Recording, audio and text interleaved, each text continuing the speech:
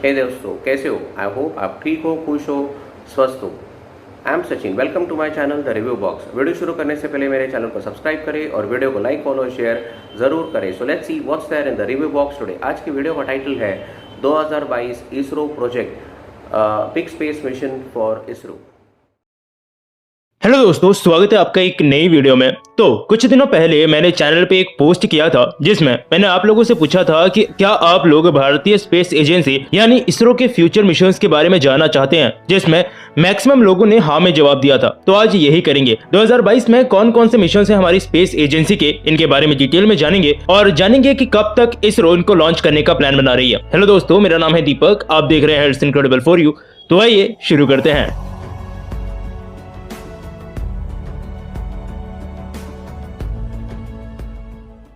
तो शुरुआत करते हैं पहले मिशन से, जो कि है रीसेट मिशन। तो रीसेट सैटेलाइट असल में अर्थ ऑब्जर्वेशन सैटेलाइट्स हैं। इसरो इनके अपग्रेडेशन पर इस वक्त काम कर रहा है। रीसेट का मतलब होता है रडार इमेजिंग सैटेलाइट्स, जिसके तहत इसरो ने काफी सैटेलाइट्स लॉन्च की हैं इस सीरीज में। अब क्योंकि ये एक ऑब्जर्वेशन सैटेलाइट है, इसलिए इसको यूज किया जाता है इंडिया पे बॉर्डर एरियाज पे, इन जगहों पे नजर रखने के लिए। इसीलिए इसको इंडिया की स्पाई सैटेलाइट भी बोला जाता है। अभी कुछ दिनों पहले यानी 14 फरवरी को इसरो ने इसी सीरीज में अगले अर्थ ऑब्जर्वेशन सैटेलाइट यानी EOS-4 या जिसे रिसैट 1A भी हम लोग बोल रहे हैं, इसे भी लॉन्च कर दिया है। और इसके साथ साथ अभी इसरो सर्वेलेंस सैटेलाइट पर भी काम कर रहा है। चलिए अगले प्रोजेक्ट की बात करें तो ये है स्मॉल सैटेलाइट लॉन्च व्हीकल, जिसे SSLV भी बोला जा रहा है। इसी साल अप्रैल में इसकी पहली फ्लाइट आपको देखने को मिल सकती है। 21 दिसंबर 2018 को विक्रम साराभाई स्पेस सेंटर थुम्बा में इसके डिजाइन को कंप्लीट किया गया था और इसके एक साल बाद इसको गवर्नमेंट का भी अप्रूवल मिला, साथ ही इसरो को प्रोजेक्ट को कंप्लीट करने के लिए फंड भी। और अब लगभग ये प्रोजेक्ट पूरी तरह से कंप्लीट है। लेकिन ये SSLV आखिर है क्या? तो जैसे हमारे लॉन्च व्हीकल हैं GSLV और PSLV, वैसे ही लॉन्च व्हीकल होगा ये SSLV। लेकिन क्योंकि GSLV को हम लोग हैवी सैटेलाइट्स को लॉन्च करने के लिए मेनली यूज करते हैं और PSLV को स्मॉल और मीडियम वेट सैटेलाइट्स को लॉन्च करने के लिए, लेकिन असल में PSLV को स्मॉल सैटेलाइट्स को लॉन्च करने के लिए यूज में लेना वेस्टेज है, पैसे और टाइम दोनों की। क्योंकि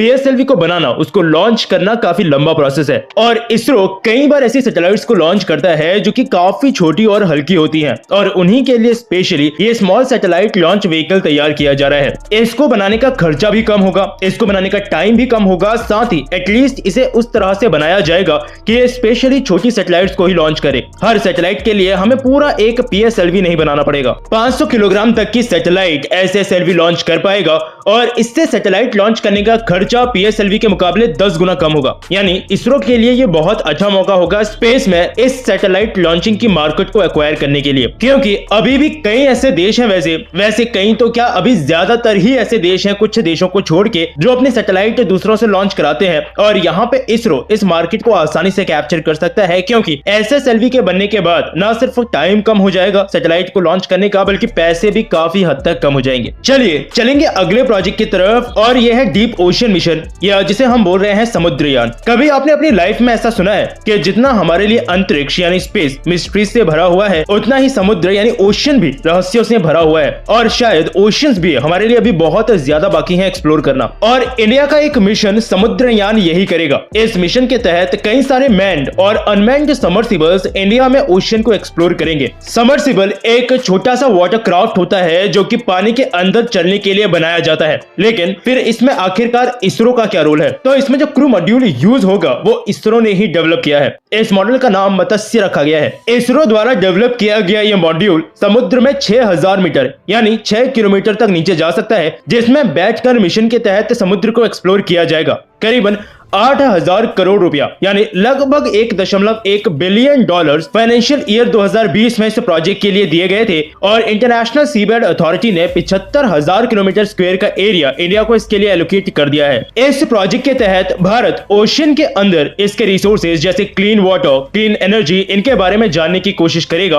अमेरिका, चाइना, फ्रांस, रूस, जापान, सिर्फ यही वो कंट्रीज हैं जिन्होंने ऐसा कोई मिशन अभी तक किया है और इंडिया इनके लिस्ट में 6वां मेंबर होगा। पिछले साल यानी 2021 से ये प्रोजेक्ट का काम शुरू हो गया है और शुरू हुआ इसका पहला फेज 3 साल यानी साल 2024 तक चलने वाला है। चलिए बढ़ते हैं अगले प्रोजेक्ट की तरफ और ये है चंद्रयान 3। शायद इस साल का सबसे एक्साइटिंग प्रोजेक्ट चंद्रयान। ये मिशन की एक सीरीज है जो कि इसरो ने शुरू की थी 2008 में चंद्रयान नाम के मिशन के साथ, जो कि 1 साल यानी 2009 तक चला था। और उस समय इसरो ने इसमें एक ऑर्बिटर और एक इम्पैक्टर चांद तक भेजा था। ऑर्बिटर वो जिसने चांद के चारों तरफ चक्कर काटे और इम्पैक्टर को चांद की सतह पर हिट करवाया गया था, जिससे चांद की सरफेस सॉइल बाहर निकली और वाटर प्रेजेंस के लिए उसे स्टडी किया गया। और इस तरह से इसरो ने ही सबसे पहले चांद पे पानी के ट्रेसेस होने की खोज की थी। इस मिशन के सफल होने के बाद इसका अगला मिशन इसरो ने लॉन्च किया 2019 में, जो कि था चंद्रयान 2। इसमें एक ऑर्बिटर पहले की तरह, साथ ही एक लैंडर और एक रोवर भी शामिल था। लेकिन इस बार कुछ टेक्निकल ग्लिचेस की वजह से इसरो लैंडर को चांद पर लैंड कराने में कामयाब नहीं हो पाया और इससे मिशन का रिपीट मिशन है अब ये चंद्रयान 3। ये एक planned third lunar exploration mission है इसरो का, लेकिन इसमें सिर्फ एक लैंडर और रोवर शामिल होगा क्योंकि ऑर्बिटर चंद्रयान 2 का अभी भी प्रॉपरली काम कर रहा है। इस बार भी इसरो चांद की सतह पर इसे लैंड कराने की कोशिश करेगा। इस साल अगस्त के लिए इस मिशन को प्लान किया गया है और इस बार फिर हम वहीं जा रहे हैं जहां पिछली बार अनफॉर्चुनेटली हमारा लैंडर क्रैश हो गया था, यानी कि चांद का साउथ पोल। इस जगह पर इसरो इसको इसलिए भेजेगा क्योंकि चांद का ये रीजन आज भी काफी कम एक्सप्लोर किया गया है। चलिए अभी आप लोगों को बताऊं अगर अगले प्रोजेक्ट के बारे में, तो ये है गगनयान। गगनयान मिशन के बारे में भी मोस्ट प्रोबेबली आपको पता होगा, जो कि इंडिया का पहला ह्यूमन स्पेस मिशन होगा। यानी इसरो 3 वोमेनॉट्स को अंतरिक्ष में भेजेगा 7 दिन के लिए। हमारे इंडिया के अंतरिक्ष यात्रियों को वोमेनॉट्स बोला जाएगा। साल 2006 में ही वैसे इस प्रोजेक्ट का आइडिया आ गया था और शुरुआती स्टडी भी इस प्रोजेक्ट में शुरू हो गई थी, लेकिन क्योंकि प्रोजेक्ट बड़ा था, साथ ही बीच में फंडिंग वगैरह का भी थोड़ा प्रॉब्लम रहा, जिस वजह से प्रोजेक्ट इस समय अभी भी चल रहा है। बाकी स्पेस एजेंसीज के मुकाबले इसरो ये प्रोजेक्ट भी कम पैसों में ही कंप्लीट कर देगा। जो क्रू मॉड्यूल इसमें यूज किया जाएगा उसका डिजाइन इस वक्त तक कंप्लीट हो चुका है। साथ ही वोमेनॉट्स को भी प्रोजेक्ट के लिए चुना जा चुका है, जिनको रशिया में ट्रेनिंग दी जा रही थी, क्योंकि ऑब्वियसली उन्हें काफी टाइम तक स्पेस में उस कैप्सूल के अंदर रहना है। इस साल के आखिरी 3 महीनों में से किसी महीने में इसरो इसका अनक्रूड मिशन लॉन्च कर सकता है, यानी वो जिसमें अभी शुरुआत में वोमेनॉट्स नहीं होंगे,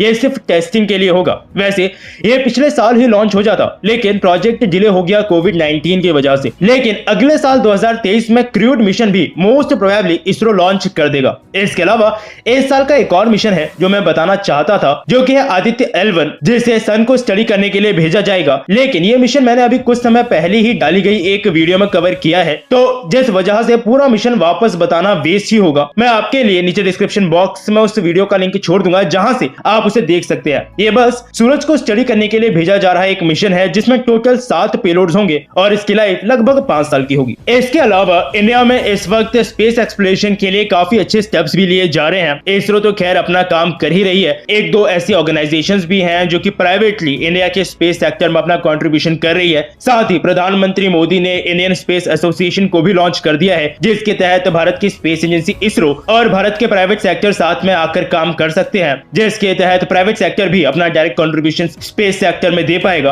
और वैसे ही हमारे यहाँ कई प्राइवेट जायंट्स हैं जो कि पहले से ही दूसरे सेक्टर्स में वेल एस्टैब्लिश हैं, जिस वजह से अगर उन्हें स्पेस सेक्टर में आना होगा तो ये चीज उन्हें काफी हद तक मदद करेगी। और साथ ही इंडिया में प्राइवेट स्पेस सेक्टर का दरवाजा भी खोलेगी, जो कि मेरे हिसाब से काफी अच्छी चीज है। तो ये थे कुछ मिशंस इसरो के, उनके डिटेल्स के साथ में काफी प्राउड होता है कि एक स्पेस एजेंसी जिसकी शुरुआत बैलगाड़ी और साइकिल से हुई थी, आज ना सिर्फ अपने बल्कि दूसरों के सैटेलाइट्स को भी लॉन्च कर रही है। साथ ही आज दुनिया की टॉप स्पेस एजेंसी बन के भारत का भी नाम रोशन कर रही है। बाकी आपको वीडियो कैसी लगी मुझे नीचे कमेंट सेक्शन में जरूर बताइएगा। तो बस अभी के लिए इस वीडियो में इतना ही, फिर मिलूंगा आपसे एक और नए इंटरेस्टिंग टॉपिक की एक नई वीडियो के साथ। तब तक के लिए अलविदा।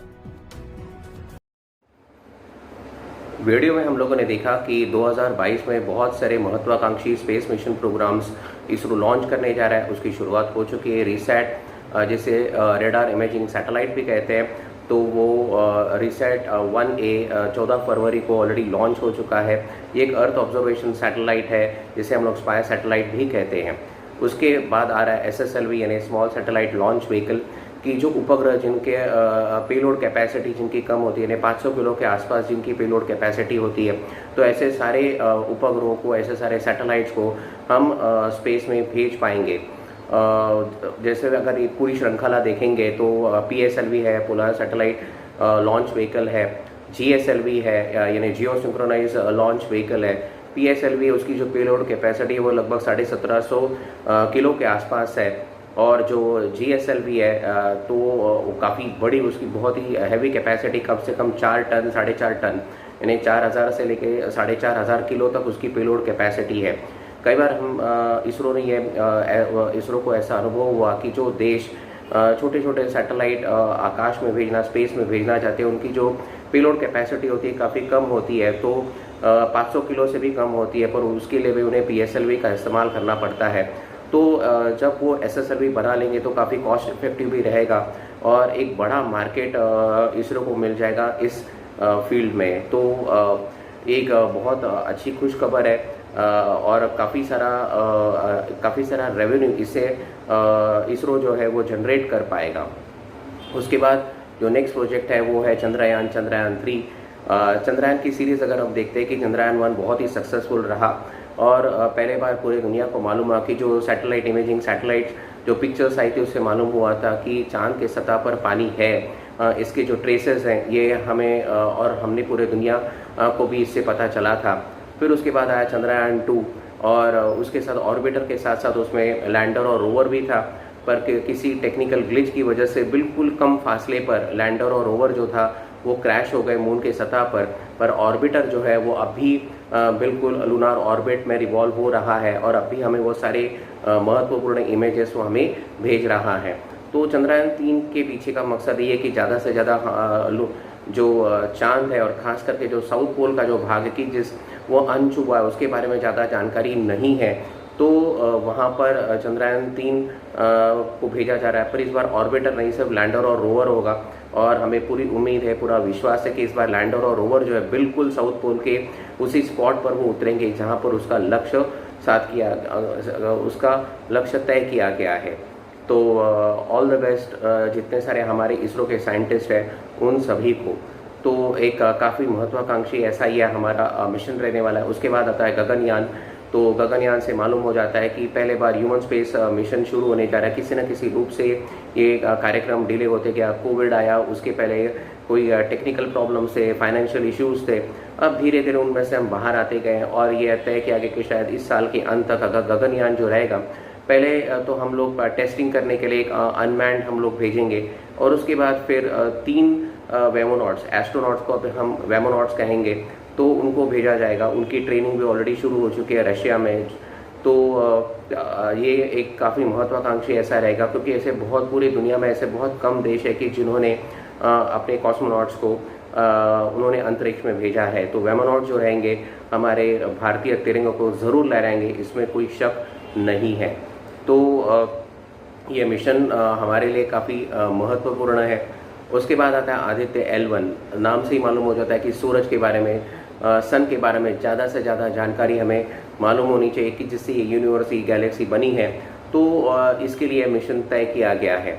तो अगर हम लोग ये पूरा इसरो का अगर हम ये पूरा सफ़र देखते हैं कि बैलगाड़ी और साइकिल से स्पेस मिशन की शुरुआत हुई थी, विक्रम साराभाई हो जाए, डॉक्टर होमी जहांगीर बाबा हो जाए या फिर APJ अब्दुल कलाम हो जाए, न जाने कितने ऐसे अनगिनत ऐसे साइंटिस्ट है DRDO के हैं या फिर इसरो के हैं या जो स्पेस एसोसिएशन है उनके हैं कि जिनके बदौलत आज हम देखते हैं कि दुनिया के टॉप स्पेस एजेंसीज़ में हमारे इसरो का नाम आता है। और अगर आपने रॉकेट बॉय या अगर वेब सीरीज़ देखी होगी और अगर आपने नहीं देखी है तो मैं आपको ज़रूर ये रिक्वेस्ट करूँगा कि आप ये वेब सीरीज़ देखेंगे, जिससे हमें मालूम होगा कि हमारे इसरो ने किस प्रकार से, किन कठिनाइयों का, किन मुश्किलों का, किन हालातों का सामना करते हुए आज इस मकान तक हम लोग पहुँचे, अपने मंजिल को किस प्रकार से हम अचीव कर सकते हैं। बहुत कुछ सीखने लायक है। तो आने वाले जो साल है हमारे भारत के लिए बहुत ही अच्छे रहने वाले हैं।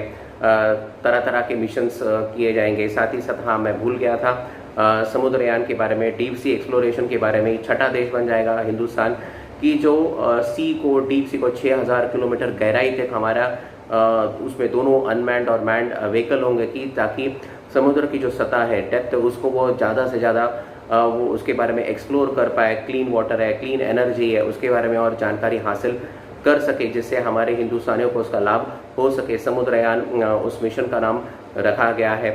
तो हम देख रहे हैं कि 2022 से काफ़ी एक्साइटिंग है। तो all the best to all the ISRO scientist, DRDO और जितने भी हमारे लोग उसमें शामिल हैं।